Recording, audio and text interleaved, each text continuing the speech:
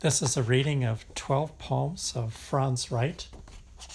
11 of them are from Ill Lit, Selected in New Poems, which was published by Oberlin College Press in 1998.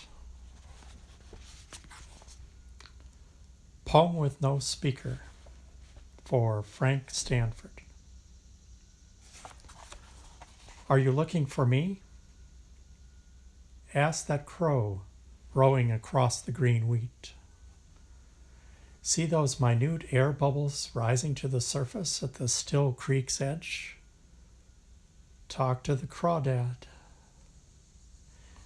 Inquire of the skinny mosquito on your wall, stinging its own shadow.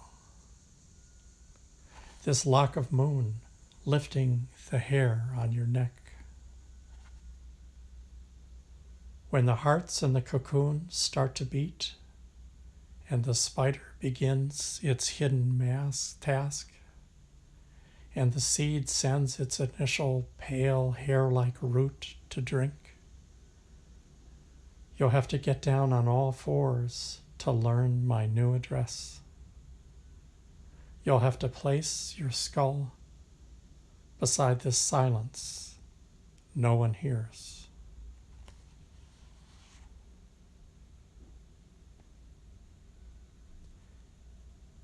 In Memory, for J.W.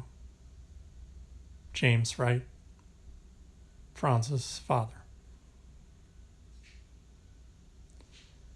I did not notice it had grown dark as I sat there.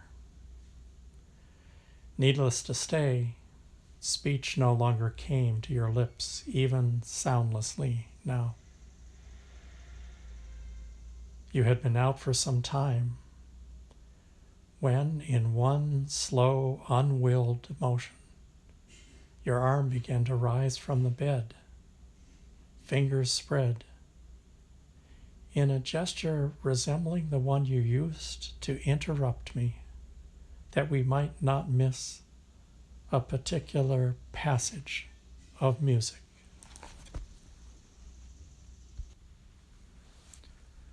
Quandary, for Keith Holloman.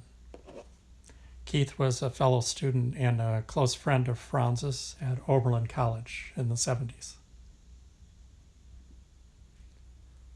All day I slept and woke and slept again, the square of winter sky lighting the room, which had grown octaves grayer. What to do if the words disappear as you write?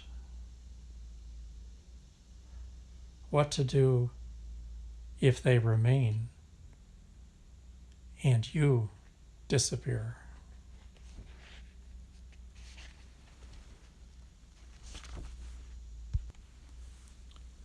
Elegy for Brice DJ Pancake. We can always be found seated at a bar, the glass before us empty, with our halos of drunk flies.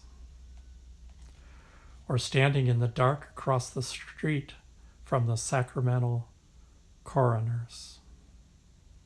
And my friend, we're all in there floating along the ceiling, tethered to our laughing gas canisters. We are old people shopping. Next winter's ghosts. The prostitute in her mortician's makeup, strolling York Avenue at 3 a.m. The fellow in Atlantic City, furtively pawning a doll. Quick suture, lightning, hush finger, cheap eeriness of wind chimes. Summer thunder from a cloudless sky. The abandoned abandon. There are no adults. You're dead. But look who's talking.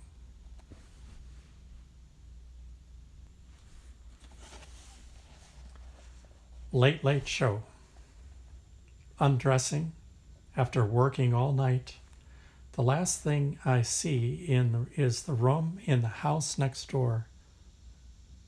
At 4 in the morning, a dark room filled with that flickering blue.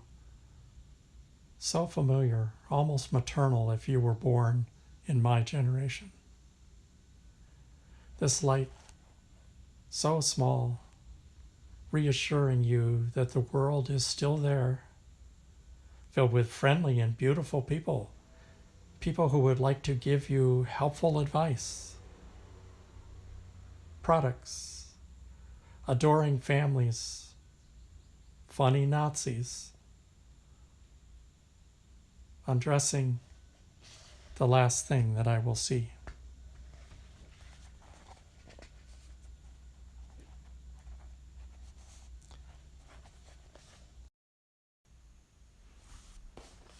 Heroin. And now it's gone. I'll wait for time to come and tuck me in. A little white blank envelope and mail me on this pretty wind lights midnight.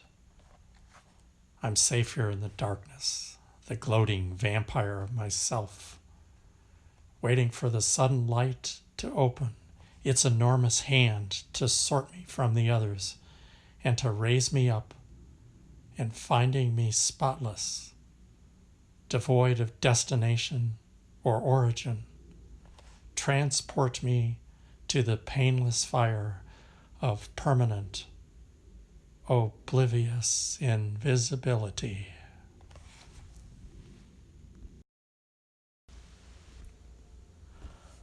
My reading of Franz Wright's poetry, Part 2, 6 poems.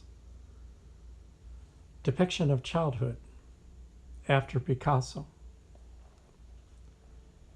It is the little girl guiding the Minotaur with her free hand. That devourer and all the terror he's accustomed to, effortlessly emanating, his ability to paralyze merely by becoming present. Entranced somehow, and transformed into a bewildered and, who knows, grateful gentleness. And with the other hand, lifting her lamp.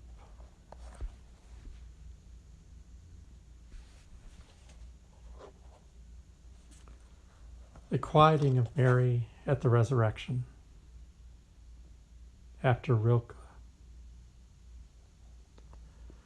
What they felt at that moment, isn't it sweeter than any other secret and at the same time earthly? The moment he met her, relieved, still a little pale from the grave, every part of him risen. Met her first. It would be impossible to say how much it healed them. Yes, they were healing, that's all, without even having to touch each other very hard.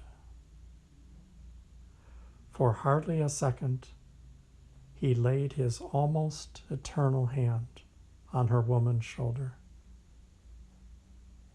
And quietly, like trees when spring comes, endlessly at one, they began this season of their ultimate intimacy.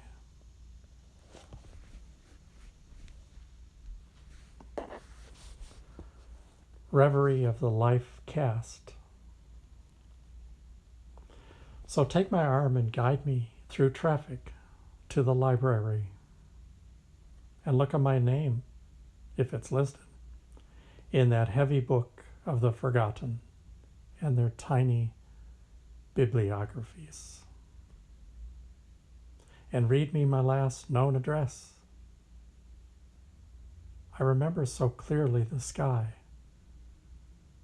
like fear on an unconscious face. I could ask for some shoes, my old coat, and who knows, they might still have the typewriter stored there. They no longer make ribbons for those? Yes, naturally, I can see that. Tactful of you, by the way. You know, date of demise? And you're right. Another time. Another time.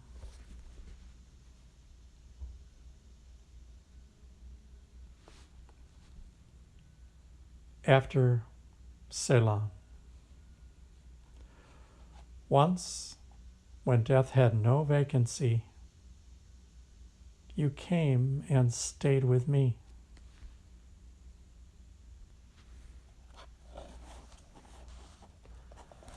Night watering. A big velvet brown moth with an eye on each wing, asleep right in the middle of the sunflower, its antenna stirring lightly now and then. We are alone on this dim, barely window-lit street, stirring, maybe because of the light breeze or a semi-attentiveness to my presence in its trance, an inability to decide if something's really there, combined with a total indifference, since it has found at last its golden temple of the myriad gold chambers and its god. The flower has virtually tripled in size since bursting into bloom a week ago. In fact, it's grown so huge it is in danger of breaking its own neck. It reminds me of someone we know. I spent about an hour rummaging around the back porch for twine and poles and so forth. It's beginning to get blue out now, and finally managed to prop up its head so it will be comfortable.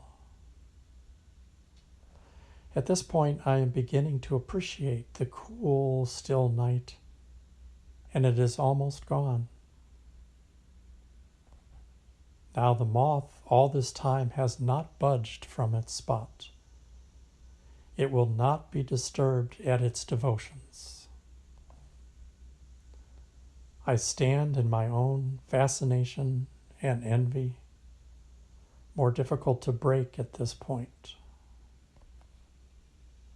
At last, I return to the house from this 4 o'clock watering, happy for once to have something important to tell you when you wake up. When I lie watching while the golden petals of your eyes begin stirring, then startlingly open all pupil, meet mine, and cannot decide what I am, or if I'm really there.